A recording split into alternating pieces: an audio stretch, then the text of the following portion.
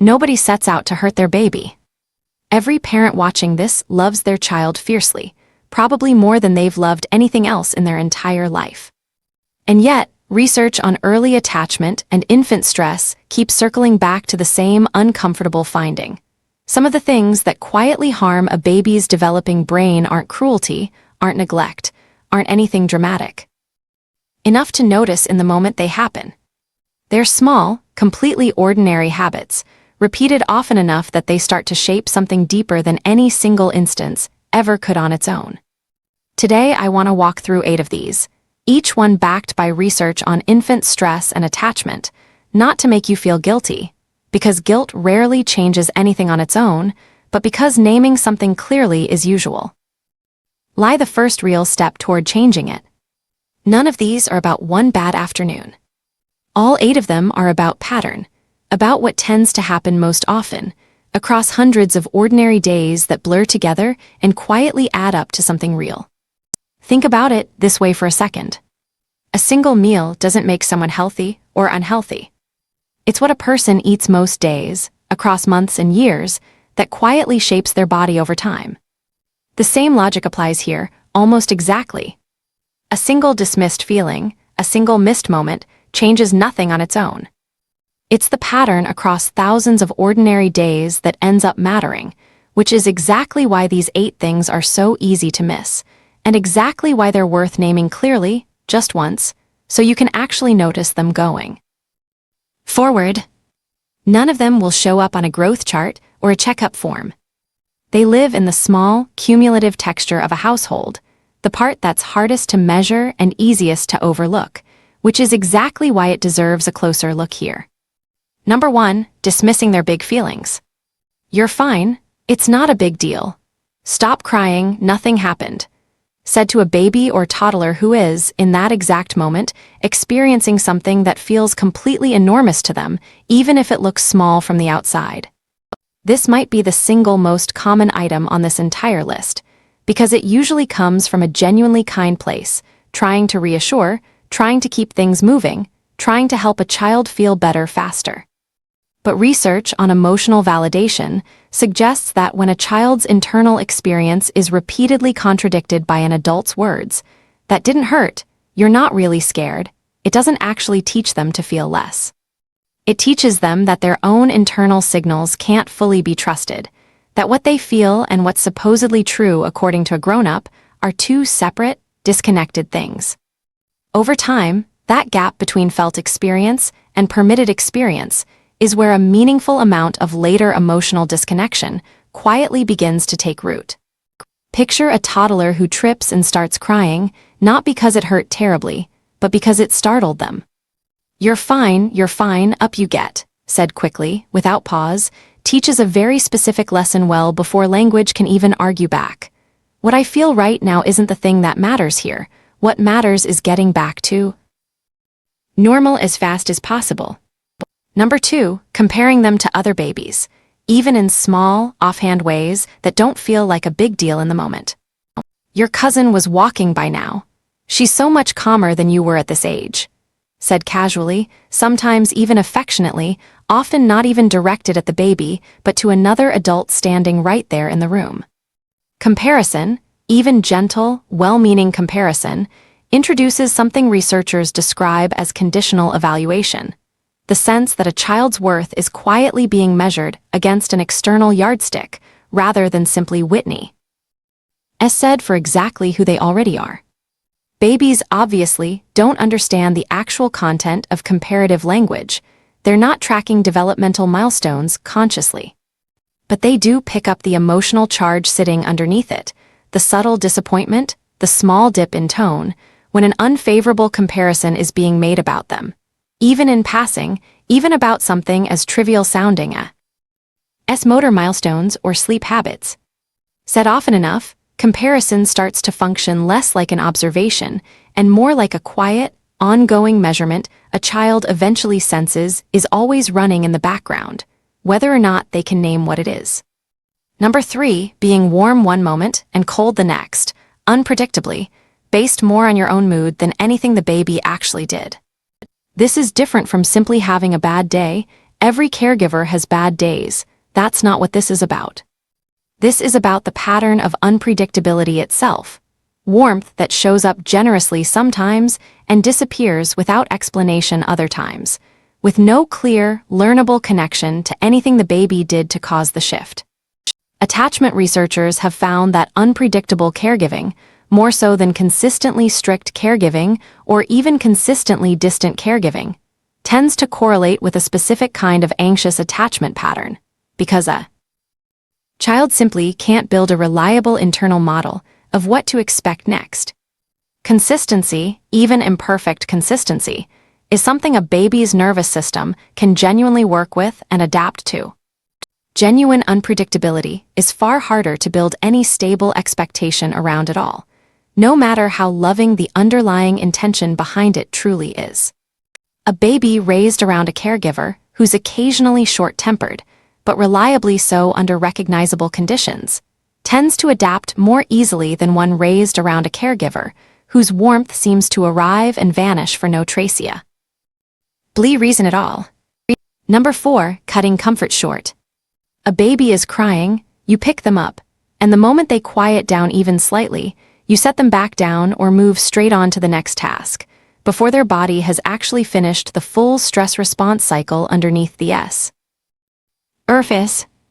This one is subtle and almost universal, because life genuinely doesn't pause for a baby's complete nervous system reset every single time, and no parent has the luxury of unlimited time for every soothing session.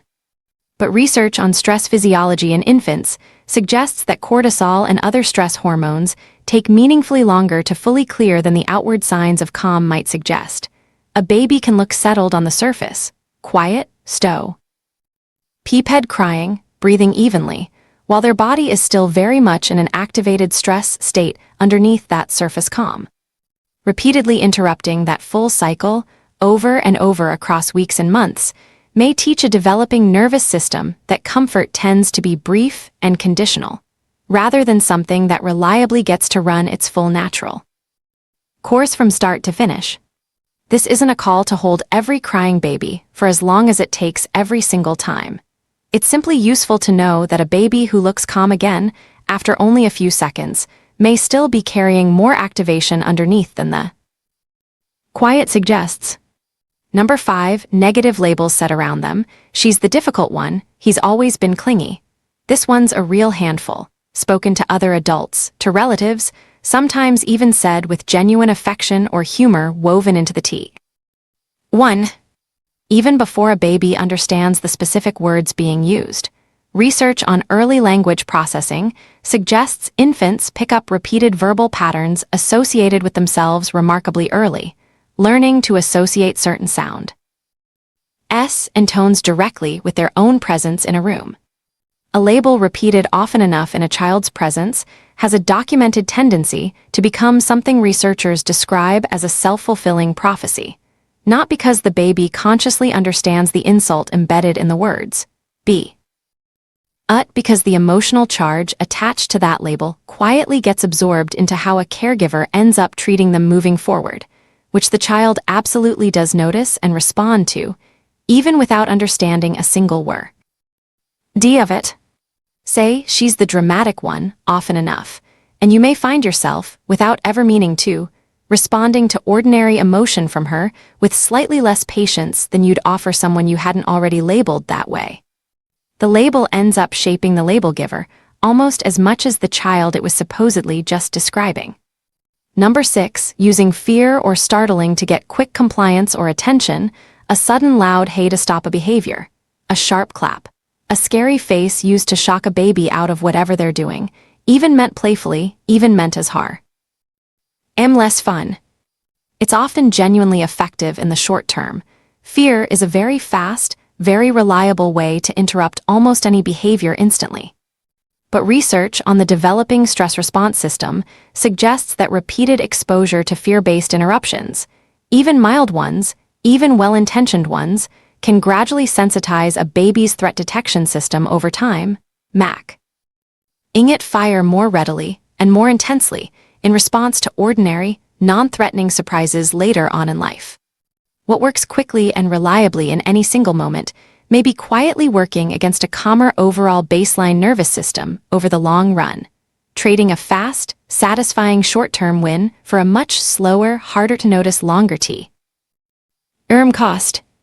There are usually calmer ways to interrupt the exact same behavior. A firm voice, a physical redirect, that accomplish the same immediate goal without leaning on a startle response to get there. Number 7, divided attention during care, specifically during feeding, holding, and soothing, the exact moments when a baby most expects and most needs your full presence directed at them. A phone in one hand during a bottle feeding. Half your attention on a show while you're holding them close. This isn't about eliminating multitasking from your entire day. That's simply not realistic for any real parent living a real life. It's specifically about the caregiving moments that are inherently relational, feeding, comforting, holding, moments where a baby's whole nervous system is oriented toward you specifically, expecting your face, your gaze, your raise. Ponsiveness in return. Research using still face experiments, where a caregiver's face suddenly goes flat and unresponsive mid-interaction, shows babies notice divided or absent attention within mere seconds and respond with visible, measurable disters. Reaching, vocalizing, actively trying to re-engage a face that isn't fully present with them anymore. That reaction isn't dramatic overreaction on the baby's part. It's a fairly accurate, fairly immediate read of exactly what just happened between the two of you, and it tends to settle just as quickly once your attention genuinely returns. And number 8, withholding physical affection as a consequence, however small it seems in the moment. Saying something like, "I'm not going to hug you right now because you were bad," or simply pulling away, going cold after a bite is something frustrating or difficult. This one often isn't even a conscious strategy at all. It's usually just an honest, deeply human reaction to frustration in the moment, nothing calculated about it. But research on attachment consistently finds that physical affection tied specifically to a child's behavior, rather than offered as an unconditional baseline, teaches something quite specific, that love and closeness have to be earned rather than guaranteed, that connection functions as a reward for good behavior rather than a stable, always available foundation a child can reliably count on. Over years, this particular pattern has been linked to children who become more anxious about maintaining approval and less able to openly seek comfort when they actually need it the most, which is often exactly the moment. Just done something that makes a parent least inclined to offer it. This doesn't mean affection has to be handed out regardless of behavior. Boundaries and consequences still matter and still belong in a healthy home. It simply means the physical connection itself, the hug, the closeness, tends to work best when it's kept a little separate from whatever consequence is actually being enforced. Here's what ties all 8 of these together, and it's genuinely important to sit with this part clearly. None of these are about being a bad parent, not even close. Every single one of these 8 things happens, at least occasionally, in completely loving, completely attentive households, because every real parent gets tired, distracted, frustrated, and simply human, exactly as they should be. Allowed to be. What the research keeps pointing to isn't any single instance of any of these 8 things happening once. It's the overall pattern, the general frequency, across the thousands of ordinary moments that quietly make up a baby's early life together with you. An occasional dismissed feeling, an occasional comparison, an occasional cut-short comfort session gets absorbed into a much larger average, one that hopefully includes far more warmth, far more repair, far more genuine presence than any of these 8 patterns on their own. The goal here was never to audit every single interaction you've ever had with your baby and start feeling afraid of all 8 of these at once. The goal is simply to notice which 1 or 2 of these show up most often in your own home, not out of guilt, but purely out of useful information you can actually act on starting today. Because unlike a single difficult moment, a pattern is something you can genuinely shift, gradually, on purpose, starting with nothing more dramatic than noticing it a little more than you have been up until now. It also helps to remember that a baby isn't keeping some precise internal scorecard of every single one of these moments, tallying wins and losses across the day. They're absorbing an overall climate, the general emotional weather of your home, not a strict accounting of every individual instance. A hard morning, a short temper, a missed moment of comfort here or there, all of it gets folded into a much bigger average. And averages, thankfully, are far more forgiving than any single moment ever feels like it is in the middle. E of living it. Pick one of these 8, whichever one felt most familiar as you were listening just now, and simply notice it a little more this coming week. Not to punish yourself over it, not to spiral into guilt about the past, and not to overhaul every single interaction starting tomorrow morning. Just to notice it.